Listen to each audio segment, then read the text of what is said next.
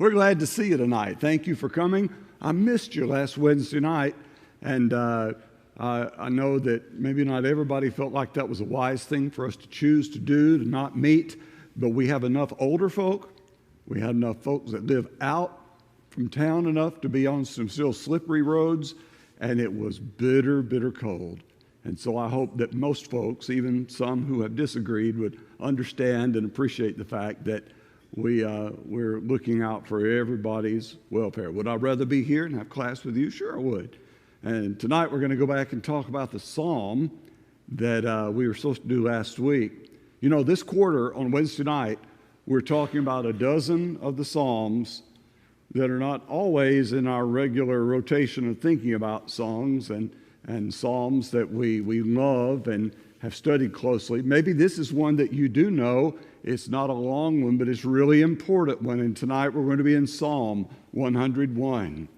If you'll turn to Psalm 101, if you're in the church Bible, it's page 636. But I'm sure you can find it in your own Bible too.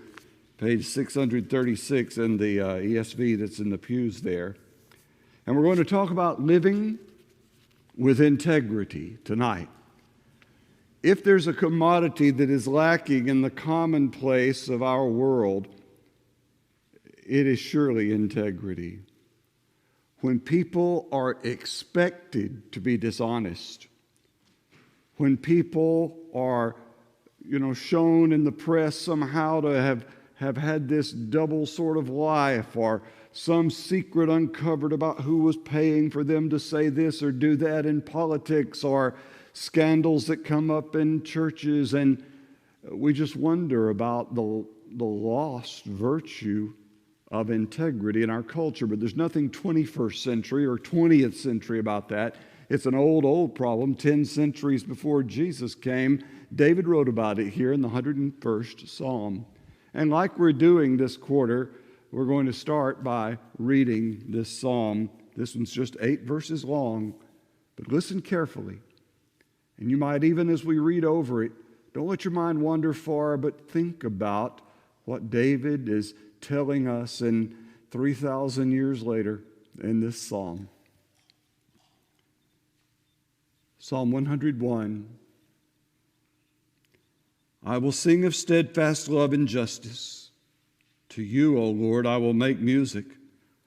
I will ponder the way that is blameless. Oh, when will you come to me? I will walk with integrity of heart within my house. I will not set before my eyes anything that is worthless. I hate the work of those who fall away. It shall not cling to me. A perverse heart shall be far from me. I will know nothing of evil. Whoever slanders his neighbor secretly, I will destroy. Whoever has a haughty look and an arrogant heart, I will not endure. I will look with favor on the faithful in the land, that they may dwell with me. He who walks in the way that is blameless shall minister to me. No one who practices deceit shall dwell in my house. No one who utters lies shall continue before my eyes. Morning by morning I will destroy all the wicked in the land, cutting off all the evildoers from the city of the Lord. I think one of the most striking things about this short psalm is how many times David says in these 8 short verses, I will, I will. And that's where I want to begin tonight, talking about integrity, that when you look at the things David says, just look down through there and count them in your head. At least 10 times he has the idea of I will and a few I will not statements. You see, resolution is good, but resolution by itself lacks the motivation and lacks the action that makes the resolution worthwhile. But it does not happen without engaging the will. Our integrity is a matter of exercising the will that God gave us. And I want you to look at the things he says about it here in this psalm. Let's start at verse 2 and 3. Look in the middle of verse 2. I will walk with integrity of heart within my house. I've already skipped one, haven't I? I've already skipped 2. Look back to verse 1. I will sing of steadfast love and justice. I will make music. I will ponder the way that's blameless. Then he comes to, I will walk with integrity of heart within my house. I will not set before my eyes anything that is worthless. And he goes on, I'll know nothing of evil. I will destroy the slanderer. I will not endure the one with a haughty look and an arrogant heart. I will look with favor on the faithful in the land. He goes right down to the end when he says, morning by morning, I will destroy all the wicked in the land. We'll talk about how that's for us and how we might understand that in just a little bit. But look at all those times when the will gets exercised. Have you ever noticed that it's probably not very often, if ever, that you accomplish something really good, really worthy of note by accident? You don't stumble into doing a thing that counts for much unless you purposefully intend to do it. You exercise that will. I knew a man that was a good man. He loved young people. He worked hard at his job, and he still found time. It took him a couple of decades going to school at night when he got an opportunity to get his degree. And Suzanne's brother Ronnie is who that was. And Ronnie was probably in his late 30s or early 40s when he finally graduated from college, and he was so happy to have finished it. But it took a lot of will to work jobs with long hours, to be heavily involved with young people at church, wherever he and Phyllis and the little children that were worshiping at the time. That's a great blessing to me that Suzanne's brother, Ronnie, was our youth director, our youth leader at a time when there were no paid youth leaders that we knew anything of, had ever heard of before. It was a blessing from God that Ronnie was in my life. I showed him my appreciation for him one day by breaking his collarbone when we were playing football together. And he got over it and went on to other things, but we miss Ronnie. He was tragically killed in a car wreck about 13, 14 years ago, and we miss him. But he was determined. He engaged his will. If he could only take one class a semester, he was determined to get that degree. And whatever else others have achieved that is of note and that is worthwhile, and especially if it involves making a change in the way you've always done a thing, and you've got to engage your will, and you say, I will not do that anymore. I will do this instead. And we're creatures of habit, and habits are hard to break. And it takes some determination. I will do that. Or maybe you catch a glimpse of something that is such a wonderful ideal in your mind that you want to be part of that. You want to get involved in it. You want to get connected to it. And you do what it takes. You jump through the hoops. You take the training. Do whatever you need to do. And you say, I am going to do this. David had that kind of purposeful engagement of his will in order to be a man of integrity. And don't let your mind run off to the exceptions. We'll get to that before we get done. But I want you to just think about how he engages that will and think about ourselves. And I'm not saying there's anything wrong with an emotional attachment or attraction to something that you want to do or accomplish or to have. But the emotion will never get it for you without engaging the will to get it. Look back at this text again now and think about how when David's talking about in his home and in his own heart, in his character and in his conduct is where that integrity is tested. Integrity is only proved valid when it has been tested and passes the test. How many of you know the Twain story, the man that corrupted Hadleyburg? You remember that story? It's this town that prided itself on its honesty, that they were honest and upright people. And this This stranger writes a letter that has to do with a particular sum of money, and it turns out that the people of Hadleyburg did everything they could to claim that money for themselves and expose themselves to not have the integrity. And the motto in the town, you know how towns used to have like a saying on welcome to so-and-so with a sign? Their sign said, "Lead us not into temptation." But after they had been exposed to not be people of integrity, they changed their motto on the sign to "Lead us into temptation," because they realized that was where you proved that you were people of integrity, when you're being tempted. Now, David lived 3,000 years before internet porn. But do you know how many men, and a lot of women as well, have acknowledged, even in surveys done in church, that they struggle with or even describe themselves as addicted to watching pornography on their computers or on their TVs at home, because it's private at home. You have at least the illusion of anonymity when you're online, but you're really not. You leave your digital fingerprint and footprint everywhere you go on the internet. But people who would never have gone to a certain part of town, to a certain kind of store to purchase that kind of filth, are willing to even pay to have it come into their homes. And they think, because I'm at home, it's okay, it's secret, it's private. If I think that privacy entitles me to do different from what I would profess publicly, I have not really considered the continuous abiding presence of God in my life. I am not considering that if no one would ever know, God knows. And David says, see it there in verse 2, "I will walk with integrity of heart within my house." And then this sounds like it's exactly what he's talking about. "I will not set before my eyes anything that is worthless." Doesn't that sound modern? This 3,000 years ago.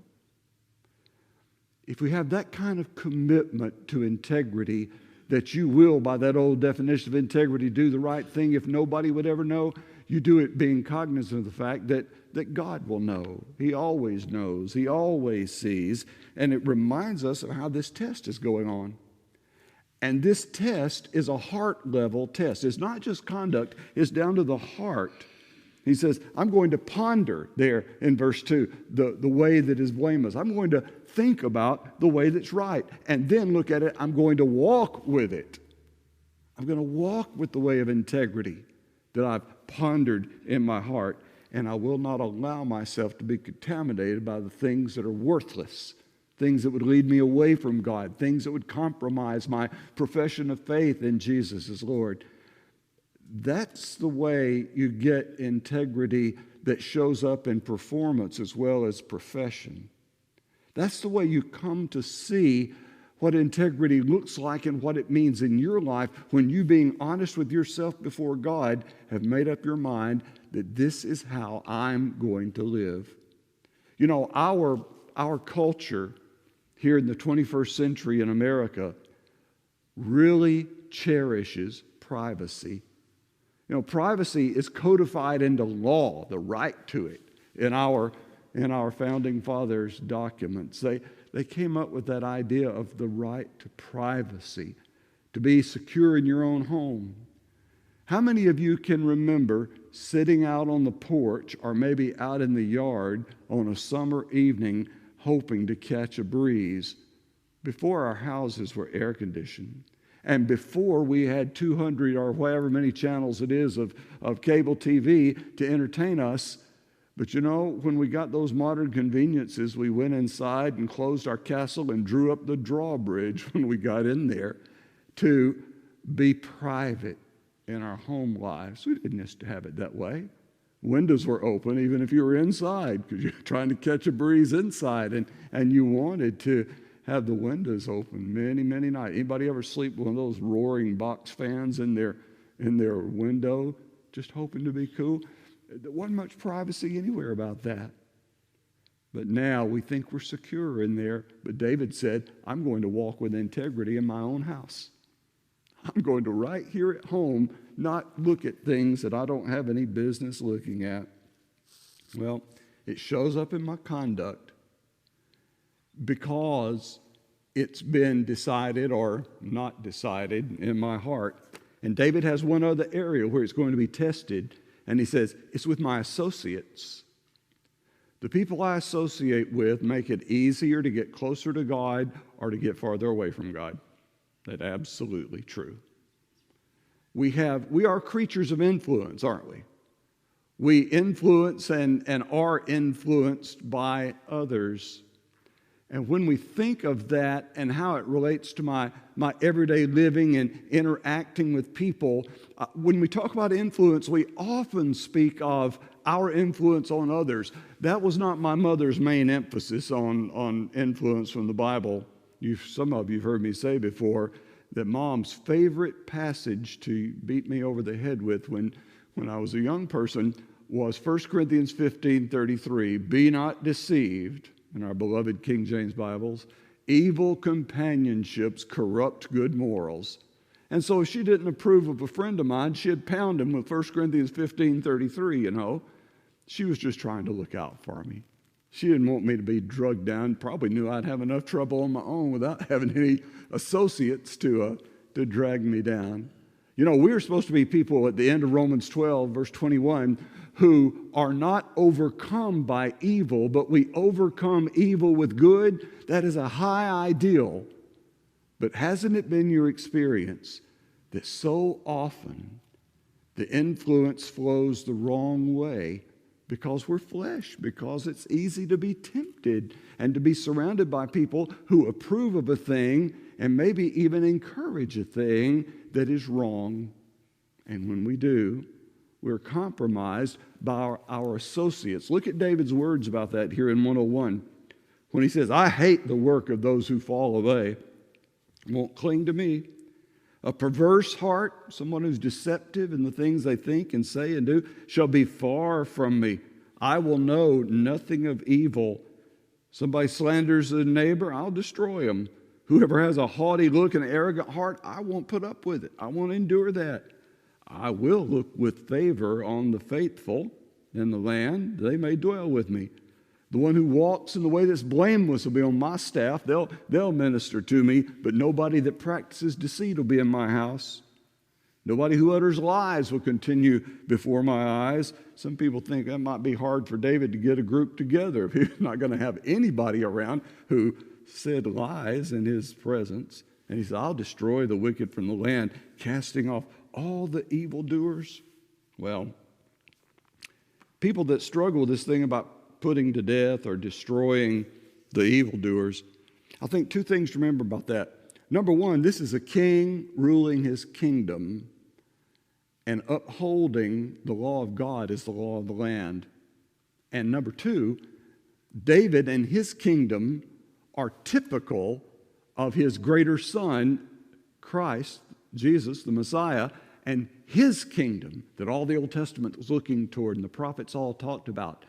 And David just got a tiny little glimpse of it in the promise God made to him. Remember when David wanted to build a house for God and said, no, David, I'm going to build you a house. I never asked you to build me a house. I'll build one for you. And he's talking about the Davidic dynasty and eventually Messiah coming. And in Messiah's kingdom, all those things that David said he hated won't be tolerated. You can't stay close to the Lord and live that way and practice those things. And so I think there's something really messianic about looking forward to Messiah coming in David's words here. But for us, it's true about our associates and our attitude toward them and the choices we make about those who will be our closest associates. Because our integrity gets tested by the people we choose to associate with. Another one of Mother's favorite sayings, probably your mama said it too, was birds of a feather do what? Flock together. That means we associate with our kind, and when you find your kind and your mother doesn't approve, you might better pay attention to what mama's saying. It may turn out to be, now you say, well, my intent was evangelistic. Well, that's fine. The intent of evangelism is a good thing. but it's a poor basis for a friendship where people are young and malleable and influential over one another. We need to teach that's why I love to see a busload of our kids go off together to meet with busloads of kids from other places, to know and be associated with people, and maybe even meet some who are really, really trying hard to do the right thing, like I hope they're being taught to do here, and I believe they are. And when that happens, it's this association principle, and it's easier to walk with integrity when your associates are also sharing your values and want to walk with integrity along with you. So David sets it up like that. There's some people he loves to be around and he will use in his administration. He will let into his inner circle. And there's some people he won't, because he's a man of integrity. Looking back in 101 again, the next thing I want to talk about is that when somebody is a person of integrity, it enhances their worship. It makes their worship more real. It makes it more vibrant, more from the heart. I heard of a fellow one time that whose sons wouldn't have anything to do with church because of the way Daddy lived when he wasn't at church. And I know everybody's accountable, everybody grows up responsible, but mamas and daddies answer for that kind of thing to God. When they grow up, they're men, women, they make their own decisions, but I believe that parental influence is so formative in a kid's life.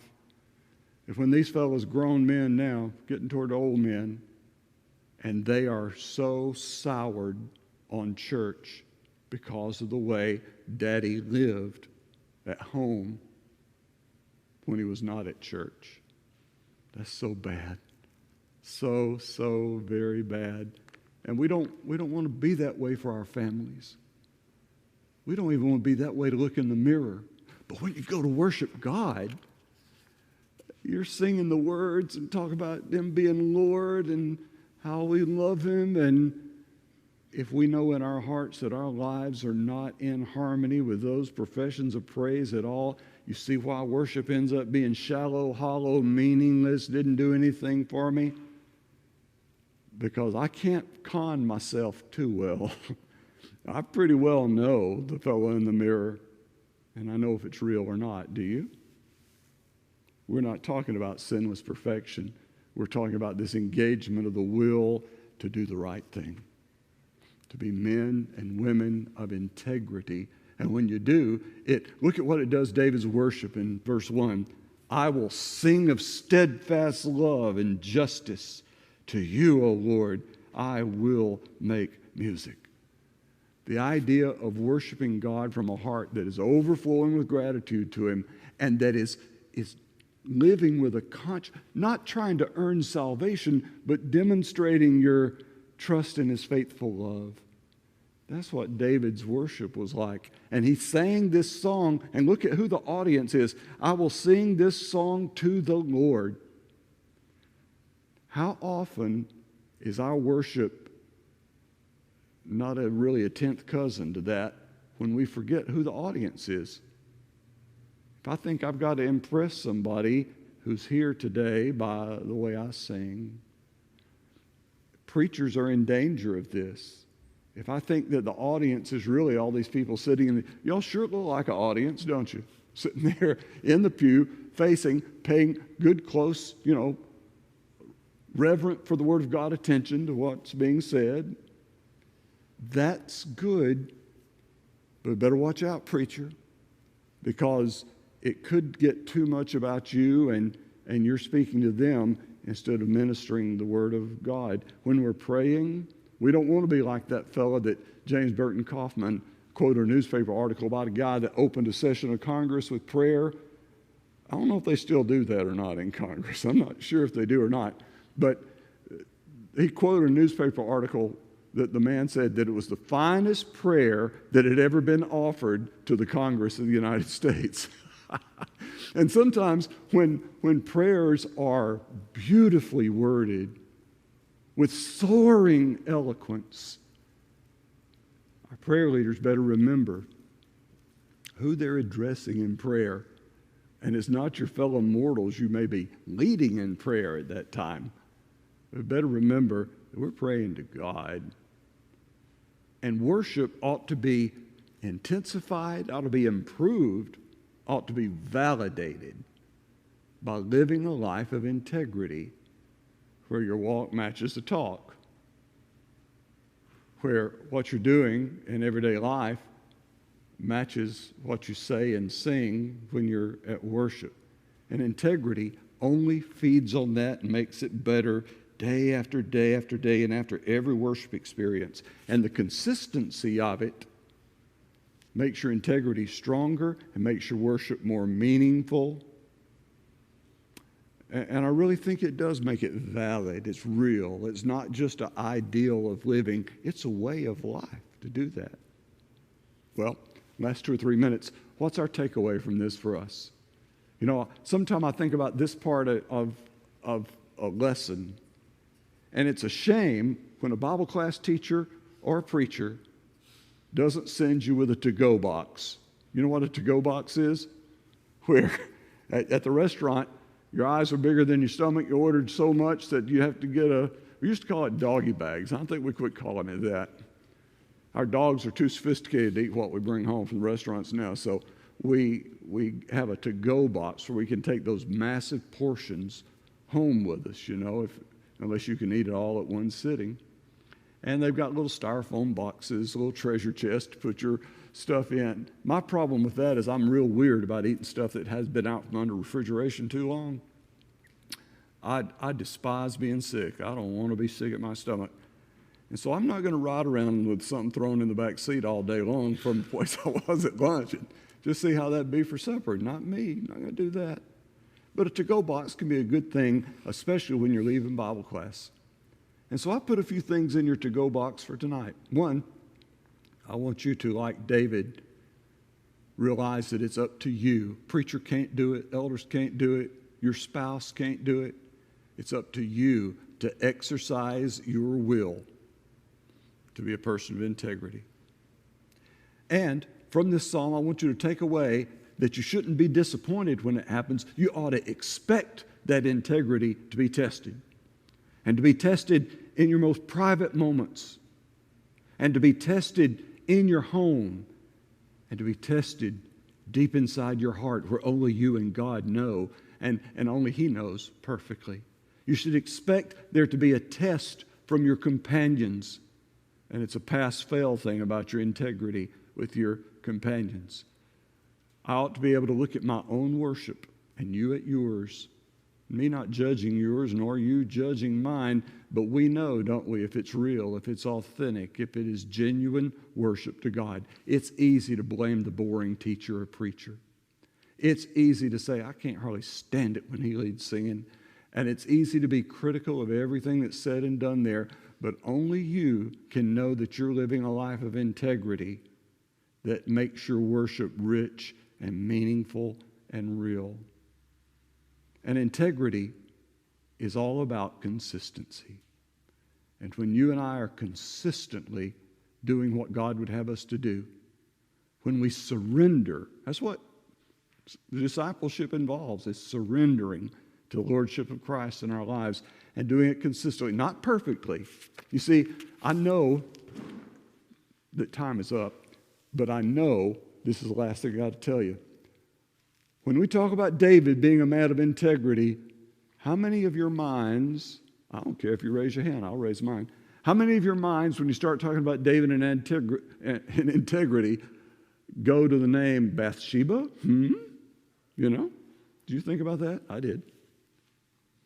We're not talking about sinless perfection.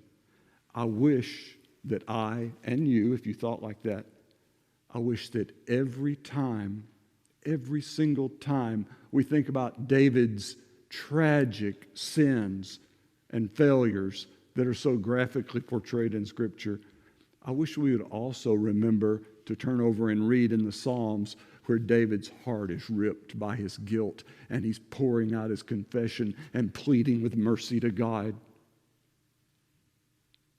Because we are going to be inconsistent sometime with it. That's not an excuse to do wrong, but it's hope for broken, fallen people who are striving to become like Jesus. You can be more consistent. You can have a richer, deeper life of genuine integrity. And this psalm is a good thing to remind us about how that should look and how it'll work in our lives. Thank you so much for paying good attention tonight. I hope that you can be with us next week. We're going to look at Psalm 105, I think, and we're going to celebrate the faithfulness of God. And I hope you'll come for that. We'll look forward to seeing you Sunday morning, 9:30 Bible class, 10:30 worship. Our 10:30 service, as usual, will be on YouTube. And we appreciate people all around the world that watch on YouTube and all over this country. And we're thankful for you for being here in person. God bless you. Go in peace, children of God.